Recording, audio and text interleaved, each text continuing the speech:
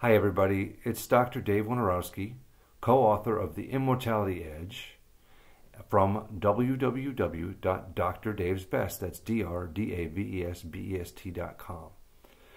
I want to introduce you to what I'm going to call the Immortal Hips series here.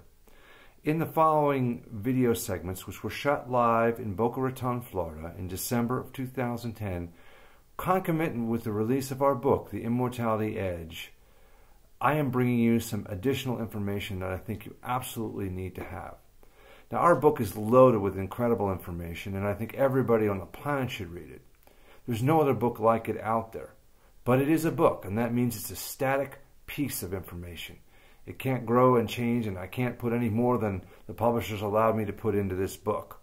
So, in order to give you additional value, I've created this series, Immortal Hips, where two of the top trainers at the Institute of Human Performance in Boca Raton will guide you through what I consider the absolute essential exercises to keep your hips young, supple, and keep you moving through the rest of your life as a young person.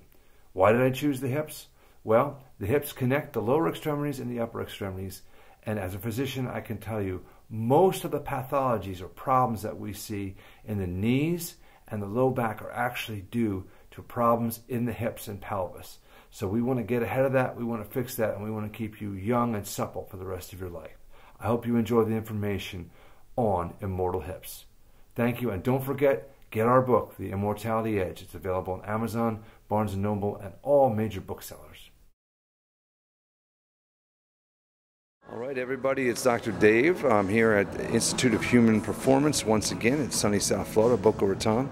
And here to help me understand some important concepts is one of the top trainers here at IHP, Mr. Adam Brush. Adam, what are you going to show us today? I'm just going to show you a different way of doing some hip mobility exercises, trying to gain some flexibility through the psoas. Might be a little bit different than what everybody's doing for your typical hip flexor stretch. So let's show you, just try and take you through 3 steps and show you what we're doing. Beautiful. Take it away, man. So the first thing we're going to do, this is about a 16-inch box here. So the first thing we want to do, we're going to put my left foot up on the box, but it's really the right hip flexor that we're stretching. Okay. So the first thing we're going to do, we want to make sure that our toes are lined up completely straight. We don't want that back foot to be turned out at all. Okay. So both feet are going to be perfectly straight.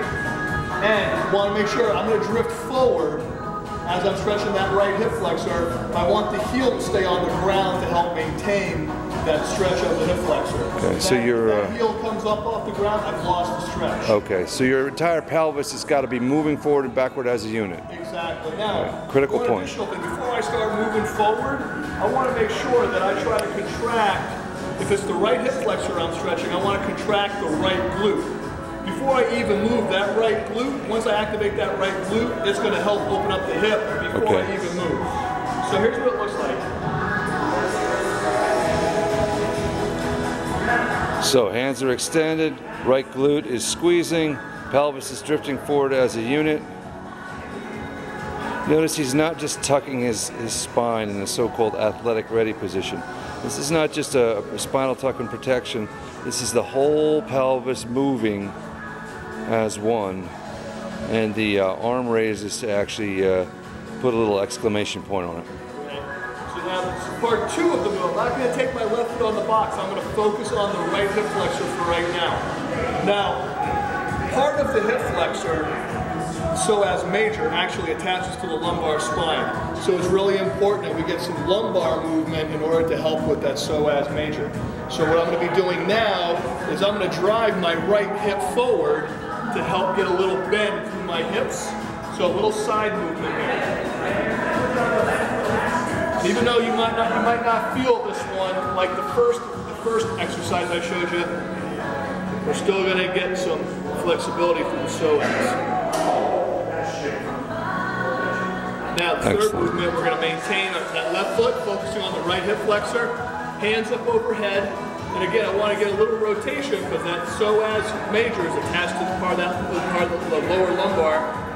We're going to drift, we're going to twist rather, and kind of slightly drift forward. All the while, you got to maintain that heel needs to be flat on the ground. So everybody's foot distance to the box from the floor to the box is going to be a little bit different. Adam, while you're doing this, I noticed there's not a huge amount of torque on the hips. You're still keeping them in that sort of planar motion. I mean, I think a lot of tendency, a mistake people would make is to try to twist that hip out excessively, and that puts more of the stretch on the glutes rather than the hip itself. The glute medius rather than the hip. So, maintain a nice natural. Right.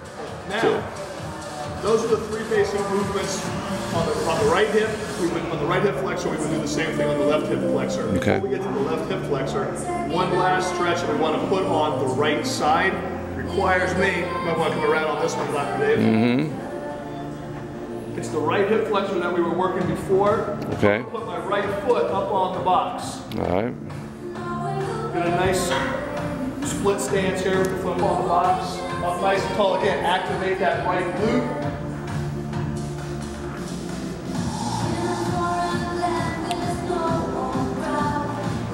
Good.